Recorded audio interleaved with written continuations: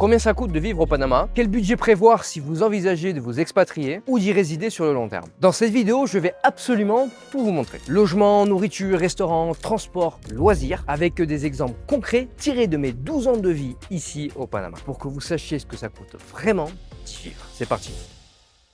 Le premier poste de dépense et de loin le plus lourd, c'est le logement. On va le découper en 3 profils, petit budget, budget moyen et budget premium. Mais avant ça, je veux casser une idée reçue très répandue. Et c'est celle qui consiste à se baser sur le salaire moyen local pour estimer le budget nécessaire pour vivre ici. Au Panama, le salaire moyen tourne entre 800 et 850 $ par mois. Le réflexe, c'est de se dire: donc je peux vivre avec ça. Sauf qu'en réalité, c'est pas vraiment le cas. Un Panaméen qui gagne ce salaire vit dans un quartier excentré, dans un vieux bâtiment, loin de tout, souvent à plusieurs. Vous quittez pas votre pays pour vivre moins bien qu'avant. Vous voulez un bon quartier, un appartement correct, être proche de la vie, des commerces. Donc, tous les chiffres que je vais vous donner sont calibrés pour ça. Vivre confortablement et pas survivre comme on ferait dans un barrio reculé. Profil numéro 1, petit budget, environ 1000 $ par mois. Quartier Cangrejo, San Francisco, Betania, Carrasquilla. Dans ces quartiers-là, vous pouvez trouver un appartement de 1 ou 2 chambres maximum, d'une surface entre 70 et 90 mètres carrés, en général 1 ou 2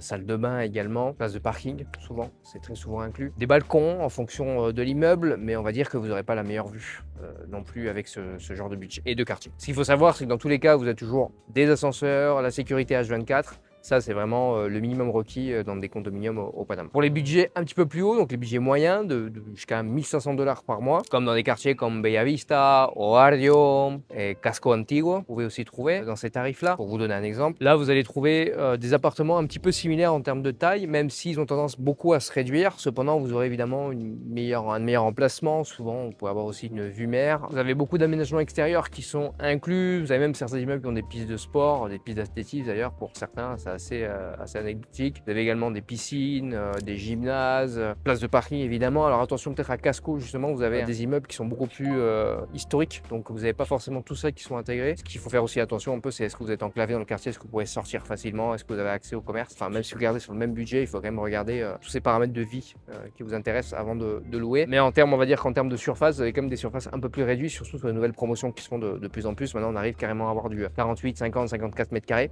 Donc finalement vous allez payer un loyer qui est quand même bien plus élevé au mètre carré que dans les quartiers précédents qu'on a évoqués. Profil numéro 3, un profil plus premium, on va dire de 1500 jusqu'à 3000 $ par mois pour votre loyer. Donc là, vous avez vraiment accès à toute la ville, j'ai envie de vous dire, pour aller sur la Balboa, Bellavista aussi, Casco en fonction, parce qu'il y a vraiment de tous les budgets sur Casco, enfin, sur San Felipe, un petit peu Santa Ana aussi. Là, ce qu'on obtient en plus, évidemment, c'est des tailles quand même un peu plus importantes, des vues sur la mer, du frontal mer. Là, vous avez vraiment des bâtiments hyper modernes, vous avez souvent même des restaurants en dessous, vous avez toute une économie locale en fait dans l'établissement, enfin dans le bâtiment. Si on parle de charges, évidemment, il peut y avoir des différences par rapport au quartier. Le coût de l'électricité peut être plus ou moins élevé en fonction du quartier, voire différent par rapport à la négociation qu'a prévu la copropriété dans l'immeuble en fonction des quartiers. Ça peut aussi arriver. Ça reste assez exceptionnel, mais en tout cas, voilà, pour l'anecdote, ça existe. Alors, concernant les charges, pour vous donner une idée, l'électricité peut coûter entre 70 et 100, 150 $ par mois, en fonction de votre utilisation évidemment des clims, est-ce qu'elle est permanente, est-ce qu'elle est ponctuelle. Internet, ça va coûter entre 30 et 50 $ en fonction des options que vous avez. Un téléphone mobile, par exemple, c'est 20 $ par mois. Une connexion Internet, ouais, c'est 30-35 chez l'opérateur Tigo, pour vous donner un exemple concret. L'eau et le gaz, en général, c'est offert.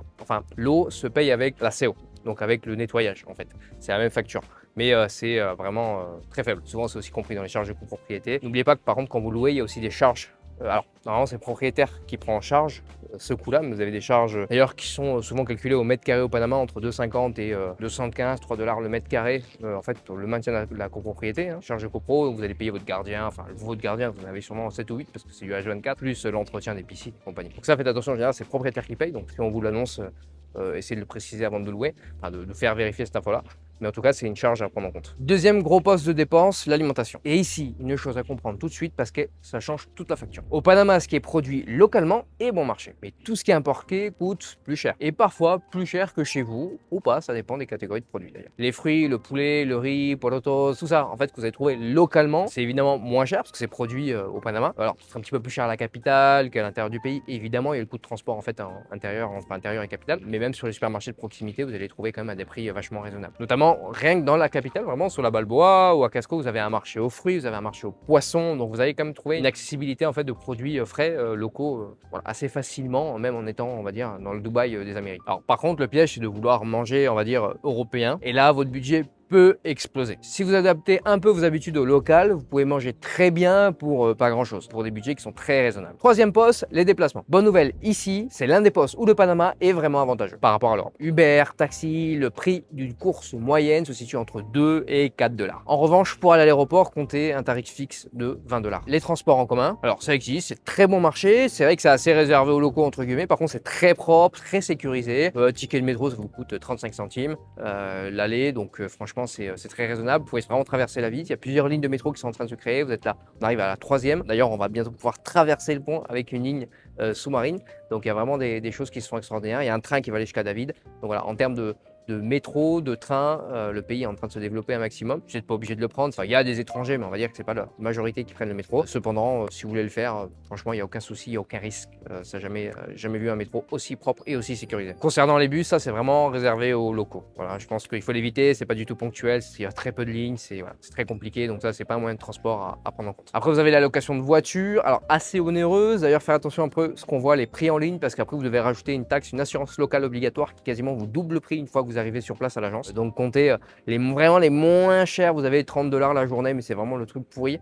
Mais comptez facilement 60 ou 70 dollars la journée, tout inclus pour vous louer une voiture. L'essence est un petit peu augmenté, mais globalement on est bien moins cher. On est quasiment à 1 dollar, 1 dollar 20 le litre avec les dernières augmentations et les actualités géopolitiques. Mais en moyenne, voilà, comptez entre 90 centimes et 1 dollar 30 maximum pour vous donner une échelle minima et maximum le litre. Dernier poste de dépense et pas le moins important, quand on s'installe quelque part, les loisirs. C'est souvent ce qu'on oublie dans son budget. Alors c'est ce qui fait la qualité de vie au quotidien. Et bonne nouvelle là encore, sur ce poste, le Panama reste très raisonnable. Voici les principaux exemples. La salle de sport, fitness, un abonnement mensuel, on va dire c'est 30 dollars par mois. Cinéma entre 8 et 10 dollars. Coiffeur ou barbier, en fonction évidemment de ce que vous allez chercher, la qualité que vous allez chercher, ça peut partir de 5 dollars, même si je vous le conseille pas trop, jusqu'à 25 ou 30 dollars en fonction voilà, de l'emplacement de celui-ci. Une femme de ménage, par exemple, ça va vous coûter 40 ou 50 dollars à la journée. Alors, quand je dis la journée, ça peut être entre 4 et 6 heures de travail. Voilà, on a passé en revue chaque poste de dépense. Logement, alimentation, transport, loisirs. Maintenant, mettons tout ça bout à bout, parce que c'est la vraie question que vous vous posez. Au final,